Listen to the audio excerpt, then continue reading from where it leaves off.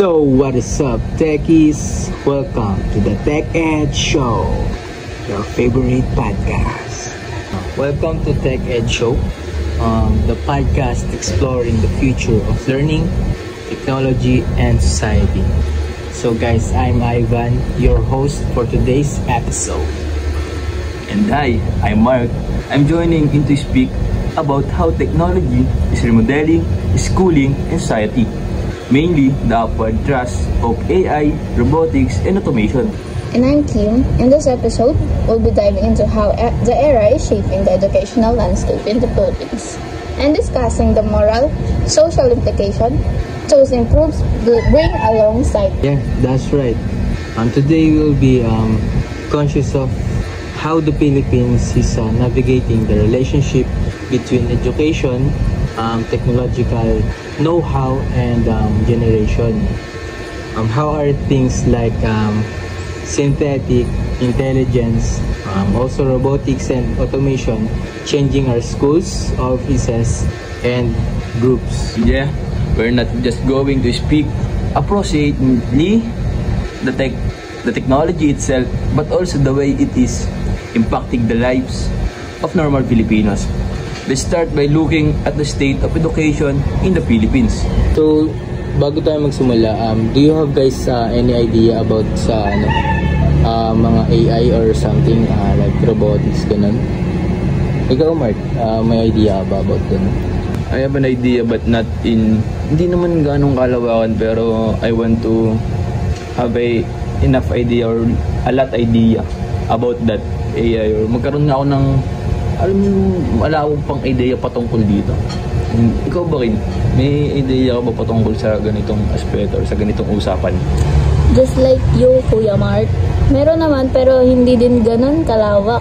Siyempre, hindi pa naman natin gaano kaalam yung iba't iba pang tawag dito? Iba't ibang aspeto ng mga AI or robotics na yun, di ba? But meron pa rin naman ako knowledge. So, ayun.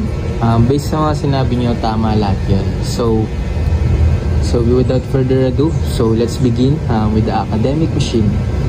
Also, as we all recognize, in the Philippines has made super strides in races of digitalization, as well as online studying systems, e-books, or even cell apps for college students. But it's not all clean sailing, right? Yeah, that's right, Ivan. Despite the potential, the virtual divide remains a huge issue. While college students in urban areas are gaining access to tech gear, rural frequently lag in the back due to loss of resources, and no longer each person have the virtual literacy to complete and engage with those gear. Tama. And on the opposite face of the coin, there is the upward thrust of technology push introductional tools, AI-powered system like virtual tutors or automated grading system are becoming more commonplace in the room or the commonplace in the school rooms. They can assist instructors by lowering their workload.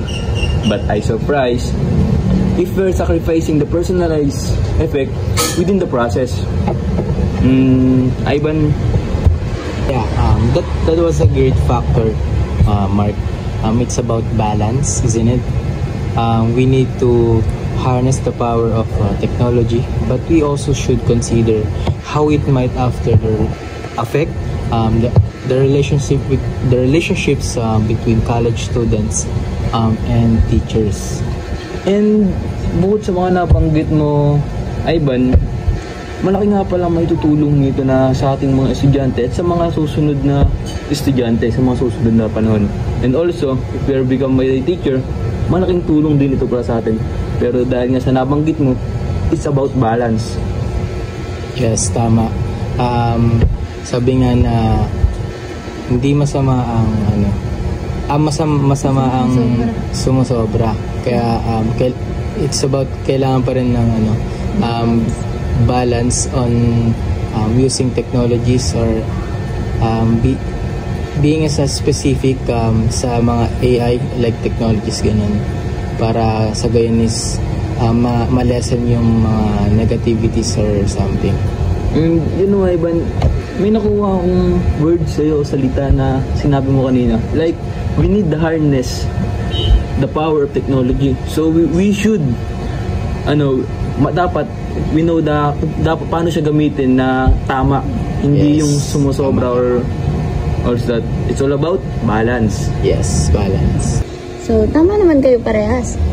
Parehas naman may good and bad side ng pag-alam natin sa AI. Yun nga, kailangan din natin ng balance kasi kailangan pa rin natin bilang estudyante, kailangan mo pa rin mag-isip ng para sa sayo, para sa sarili mo ba? Hindi yun, nakabase ka lang kung ano yung binibigay sa'yo ng mga AI, di ba mga kuya ko? Yeah, tama. We have to use it moderately. Sa susunod nating pag-uusapan, mas aalamin natin kung gaano kalawak ang AI o ano pa yung iba't ibang natutulong nito o nadudulot nito sa Pilipinas. Guys, I have question. Have you even heard about the role of AI, robotics, and also automation in education? Ako tol, meron. Ako meron din, pero go Mark, ikaw na muna. So ayun, go Mark, anong thoughts mo about that? Ito yun tol. This episode talks about how AI, robots, and automated tools are changing how we learn. O this is changing paano tayo matuto. We'll discuss how these technologies can help students katulad natin learn better. Like with AI teachers that give personalized lesson. We also talk about the good and bad side of using this technology in school and how teacher and student get ready for the future where these tools are common. Right. You know the bad side about the AI thing? Every student cannot think critically or cannot share their own thought about the topic. Kasi diba, pag naglagay lang tayo ng text, sabihin lang natin kung ano yung kailangan natin. Isang enter mo lang, bugs, andyan na yung sagot, andyan na lahat. Kaya, ngayon sa generation na to, karamihan, nababawasan na yung thoughts and sarili nilang answer. Kasi, ayun nga, binigyan na nga sila ng AI ng sagot. But, there's a good side naman. Nakaka-help pa din naman siya, pero mas feeling ko, mas lamang pa din naman yung bad side about that. So ayun, I agree with your answers guys. Sa akin naman kasi is tama nga naman na AI has a pros and cons. Like gaya nga ng sabi ni Kim, in addition na sa pros niya is it can help students and also profs, teachers na para makapag-conduct ng iba pang for educational tools nila, and also sa mga students naman is mas papadali yung paggawa nila ng assignments. But ang consequence nun is hindi na mas mahahasa pa yung utak ng mga students, and also there will be depending on AIs, something like that. So guys, ayan, no? So let's talk about issues naman na related sa ethical and social implications. Do you have guys any idea about these issues? Kind of issue tol. May alam akong issue. Ano yan? Yung issue na that AI or robotics thing na can imitate your voice like gayang-gaya. That was a big problem, right? Yung kay Anes. Kanina yan. Sino yan?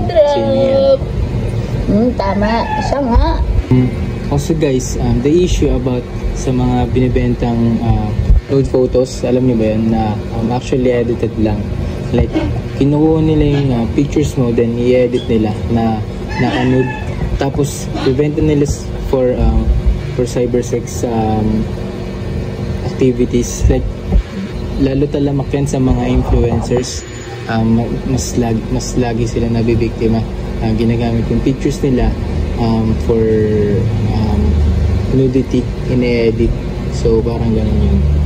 Absolutely. Imagine, AI-generated speech that perfectly make the voice and the delivery of the popular politician, or deepfake videos that portray a candidate in a negative light. These technologies can be used to deceive the public and undermine the democratic process. This highlights the importance of developing critical thinking skills in our students. They need to be able to critically evaluate information, identify the biases, and detect the manipulated content. Media literacy education is more crucial than ever before. In this age of information, overload and AI-generated content.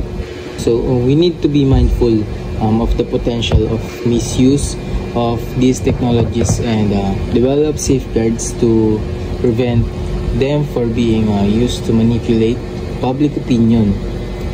This could involve regulations on the use of AI in political campaigns, also promoting transparency in the use of AI-generated content, and developing tools to detect and counter deepfakes. And also, bro, it's a complex issue, but by raising awareness, fostering critical thinking, and implementing appropriate regulation, and also we can mitigate the risk of ensure that AI is used responsibly in the political sphere or the political aspect. Yeah. So for now, we're jumping to the next topic about the solutions na we have to conduct a cure about these issues, not totally to cure it, but also to lessen the problem. Yeah, tama, the problem regarding dito sa tinatackle natin na issue ngayon, which is the AI technologies and also robotics. Absolutely. We also need to bridge the digital divide. Investing in the rural internet, infrastructure, and providing affordable access to technology are crucial. Furthermore, developing digital literacy programs for both students and teachers is essential to ensure everyone can benefit from this advancement. And also being human, bilang tao, let's not forget the importance of human connection. Technology should enhance, not replace, the human element in education. We need to find ways to integrate technology in a ways that foster creativity, collaboration, and critical thinking, while still prioritizing the teacher-student relationship. This could involve using AI for personalized learning while maintaining a strong emphasis on social and emotional learning.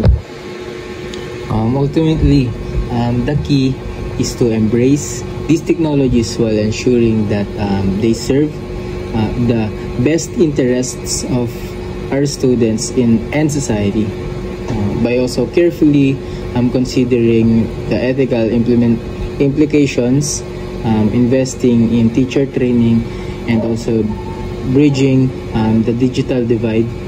We can harness the power of AI, robotics, and automation to create a more equitable and effective education system for all Filipinos. And bilang isang estudyante being a student, kailangan natin tayo yung manguna, because we are the future teacher or the future of our society. So we should know how to use AI incorrectly, or we should know how to use AI correctly or responsible. Because sa atin magsisimula, tayo pa rin naman kasi yung mga kabataan na sinasabing pag-asa ng bayan. Yeah. Naniniwala ako dun sa sinabi ni Rizal na tayo nga naman na bilang kabataan, tayo ang pag-asa ng bayan. Tama. Kaya maganda din yung topic na ganito para mas nagkakaroon ng knowledge yung iba. Lalo na doon sa mga bago pa lang na nagkakaroon ng, alam nyo yun, yung sa paggamit ng technology. Siyempre hindi nila alam kung paano o ano yung gagawin nila doon. Yung parang sa tamang paggamit na ito. Yeah, tama. Like yung mga late bloomer ba, kumbaga sa paggamit ng technology. Tama. Kaya okay din yung mga gantong topic para makapagbigay pa tayo ng more knowledge. Diba, guys? By, aminado ako na bilang isang estudyante, ginamit ko na rin yung isang ganda, yung AI. Pero may isang tumatak sa akin. Hindi ka nag-iisa. Ayun, no?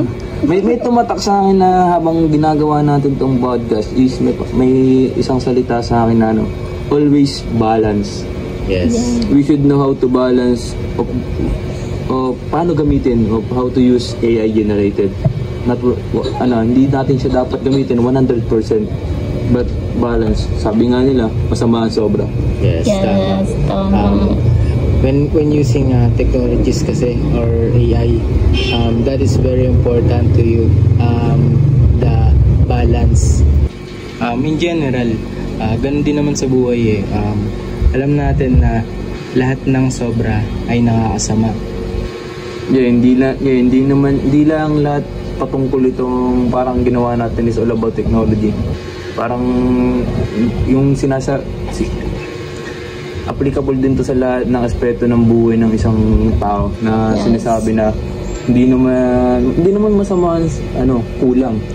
Kumbaga pwede mo siyang dagdagan. Pero ang makasama kasi dito is while using is sobra.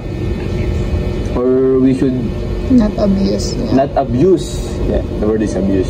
We should not abuse using AI kasi hindi din naman tayo yung matututo dito ng gusto. So being a estudyante, we can use this as a guide. Not yung hindi buong gagawin natin patong para lang dito.